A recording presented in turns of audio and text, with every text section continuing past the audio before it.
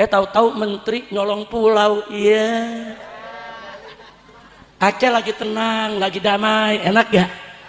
40 nya diambil, ya dia ngamuk orang Aceh. Pakai diambil, mau dikasih mantu si dia tuh. Lu tahu gak si dia? Lu tahu gak? Tahu? Yang disebut, ya lu pakai nyebut. Tapi benar sih yang disebut, benar. Masya Allah, kacau tidak? Begitu diselidikin, ternyata tuh pulau banyak minyaknya, gasnya. Oh, lu mau nyolong kalau begitu?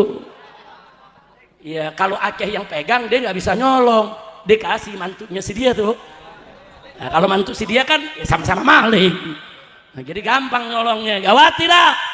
Gawat tidak? Kenapa bikin ribut? Pejabat jangan bikin ribut. Itu 4 pulau dari zaman sejarah ratusan tahun yang lalu itu memang punya Aceh. Biar aja Aceh yang mengelola.